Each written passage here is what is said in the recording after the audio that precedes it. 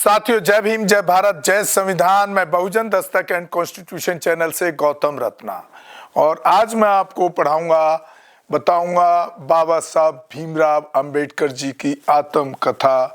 और इस जो किताब है, ये बाबा साहब द्वारा लिखी हुई जो है, इसका नाम है वेटिंग ऑफ वीजा।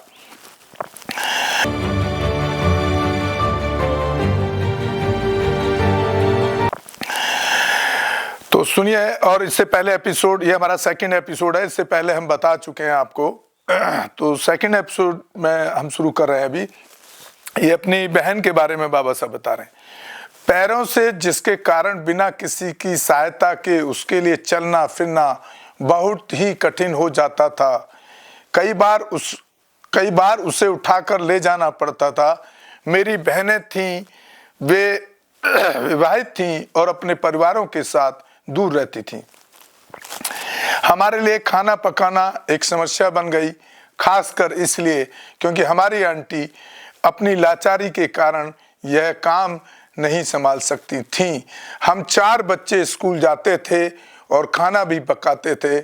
हम रोटी नहीं बना सकते थे, इसलिए हम पुलाव पर गुजारा करते थे, जिससे बनाना हमें सबसे आसान लगता था, जिसमें चावल और मटर मिलाने से ज़्यादा कुछ नहीं करना पड़ता था।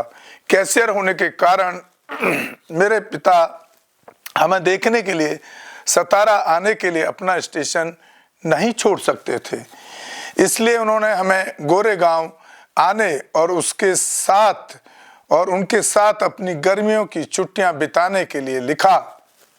हम बच्चे इस संभावना से पूरी तरह उत्साहित थे, खासकर इसलिए कि हम में से किसी ने उस समय तक रेलवे ट्रेन नहीं देखी थी। बड़ी तैयारियां की गई। यात्रा के लिए नई अंग्रेजी शर्ट, चमकीले बैज, बेल्ट, कैप, नए जूते, नई रेशमी बॉर्डर वाली धोती मंगवाई गई। मेरे पिता ने हमें हमारी यात्रा के बारे में सभी विवरण दिए थे और कहा था कि हम उन्हें बता दें कि हम किस दिन यात्रा शुरू कर रहे हैं, ताकि वे अपने चपरासी को हमसे मिलने और हमें गोरेगांव ले जाने के लिए रेलवे स्टेशन पर भेज दें। इस व्यवस्था के अनुसार मैं और मेरा भाई और मेरी बहन का एक बेटा सतारा से चल दिए। हमारी चाची हमारे पड़ोसियों की देखभाल करने के लिए बनी रही, जिन्होंने उनकी देखभाल करने का वादा किया था। रेलवे स्टेशन हमारे घर से 10 मील दूर था और हमें स्टेशन तक ले जाने के लिए एक घोड़े वाली गाड़ी लगाया गया था। हमने इस अवसर के लिए विशेष रूप से बनाए गए नए कपड़े पहने और हम खुशी से भरे अपने घर से निकले, लेकिन मेरी चाची की चीखों के बीच, जो हमारे बिछड़ने पर दुख से लगभग बेसुध थीं। जब हम स्टेशन पहुंचे तो मेरे भाई ने टिकट खरीदे और मुझे और मेरी बहन के बेटे को जेब खर्च के रूप में दो आने दिए, जिन्हें हम अपनी मर्जी से खर्च कर सकते थे। हमने तुरंत अपनी उछल जीवन शैली शुरू कर दी और प्रत्येक ने शुरुआत में नींबू पानी की एक बोतल का ऑर्डर दिया। थोड़ी देर बाद ट्रेन ने सीटी बजाई और हम पीछे छूट जाने के डर से जितनी जल्दी हो सके उसमें चढ़ गए। हमें गोरेगांव के सबसे नजदीकी रेलवे स्टेशन मशहूर में उतरने को कहा गया। शाम को करीब 5 बजे ट्रेन मशहूर पहुंची और हम अपना सामान लेकर उतर गए। कुछ ही मिनटों में ट्रेन से उतरे सभी यात्री अपने गंतव्य की ओर चले गए। हम 4 बच्चे प्लेटफॉर्म पर अपने पिता या उनके नौकर की प्रतीक्षा करते रहे, जिसे उन्होंने भेजने का वादा किया था।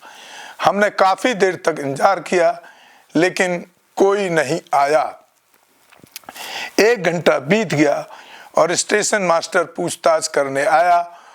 उसने हमसे हमारी टिकट मांगे, हमने उन्हें टिकट दिखाए। उसने हमसे पूछा कि हम देर क्यों कर रहे हैं, तो हमने उसे बताया कि हम गोरेगांव जा रहे थे और हम हमारे पिता या उनके नौकर के आने का इंतजार कर रहे थे, लेकिन दोनों में से कोई नहीं आया और हमें नहीं पता था कि गोरेगांव कैसे पहुंचे। हम अच्छे कपड़े पहने हुए बच्चे थे, हमारी पोशाक या बातचीत से कोई यह नहीं समझ सकता था कि हम अछूतों के बच्चे हैं। दरअसल स्टेशन मास्टर को पूरा यकीन था कि हम ब्राह्मण बच्चे हैं और वह हमारी दुर्दशा देखकर बहुत दुखी हुआ। जैसा कि हिंदुओं में आम बात है, स्टेशन मास्टर ने हमसे पूछा कि हम कौन हैं। तो साथियों, ये हमारा वेटिंग ऑफ वीज़ा, जो बाबा साहब ने जो किताब लिखी है वेटिंग फॉर वीज़ा, इसका ये सेकंड पार्ट है और नेक्स्ट एपिसोड में हम मिलेंगे इसके तीसरे पार्ट के साथ, तीसरे भाग के साथ। तो ये बाबा साहब द्वारा खुद लिखी गई आत्मकथा मैं आपको बता रहा हूँ कि आप देखिए किस किस तरह से कितनी पीड़ाओं को, कितने दर्द को उन्होंने उनको झेल करके और इस देश को एक राष्ट्र में जाति विहीन, धर्महीन, एक मानवतावादी देश बनाने के लिए प्रयास किया। कितने संघर्ष हैं उनके, जब हम संघर्ष को सुनते हैं तो मैं समझता हूँ कि अगर कोई आदमी समझदार होगा तो उसको आंसू रोकने भी मुश्किल हो जाते हैं। और उसके बावजूद भी अफसोस इस बात का है, आज की सरकारें या यहाँ भारत के लोग उनको वो सम्मान जो देना चाहिए या जिस रिगार्ड से उनको देखना चाहिए वो देखते हुए नज़र नहीं आते हैं। ख़ास तौर से उस वर्ग के लोग जो अपने आप को मनुस्मृति का पोषक बताते हैं या जो मनुस्मृति के हिसाब से या जो धर्म ग्रंथ हैं जिनमें कहीं ना कहीं महिलाओं का शोषण लिखा है, चाहे रामायण ले लीजिए, चाहे महाभारत ले लीजिए, चाहे मनुस्मृति ले लीजिए, सब में लिखा गया। उसी पर वो देश को यहाँ की सरकारें और यहाँ के लोग चला रहे हैं और चलाना भी लगातार चाहते हैं। बाबा साहब अम्बेडकर के लिए उनके जहन में कोई जगह नहीं दिखती। अदरवाइज तो आप किसी भी एक जनरल कास्ट के जो इस तरह की कट्टर मानसिकता के लोग हैं, जातिवादी मानसिकता, उनके घर में कभी आपको बाबा साहब अम्बेडकर का स्टैचू तक नहीं मिलेगा, जिनको कि पूरे वर्ल्ड में वर्ल्ड नॉलेज का खिताब दिया। और वीपी सिंह सरकार के टाइम इतने सालों बाद उनको भारत रत्न दिया। तो साथियों, मैं इसी के साथ आपसे अब विदा लूँगा। जय भीम, जय भारत, जय संविधान। आप हमारे दोनों चैनलों को ज़्यादा से ज़्यादा, बहुजन दस्तक एंड कॉन्स्टिट्यूशन न्यूज़ को ज़्यादा से ज़्यादा शेयर करें, देखें, सब्सक्राइब करें और हो सके तो एक आर्थिक सहयोग भी करें, ताकि हम इसी तरह जो हमारे महापुरुष हैं जिन्होंने देश के लिए बड़ा योगदान दिया, उनकी हिस्ट्री आप तक पहुंचा सकें। धन्यवाद साथियों। हमारे चैनल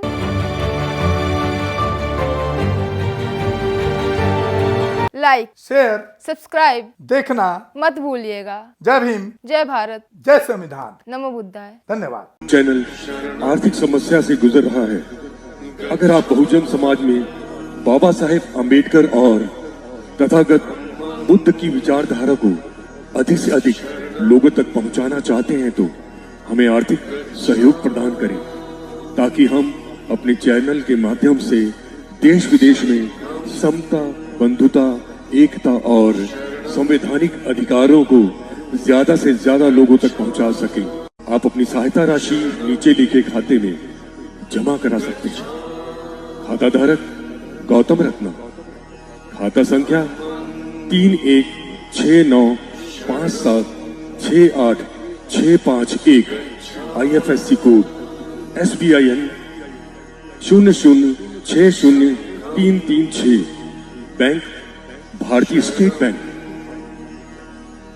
आप हमारे बैंक खाते का विवरण स्क्रीन पर भी देख सकते हैं। जय भीम, जय भीम। मैं गौतम रत्ना गौतम फिल्म्स प्रोडक्शन में आपका स्वागत करता हूं। आप हमारे प्रोडक्शन हाउस के अंदर अपना कैरियर बना सकते हैं as a film director, as a producer and actor and actress and editor and cinematographer also.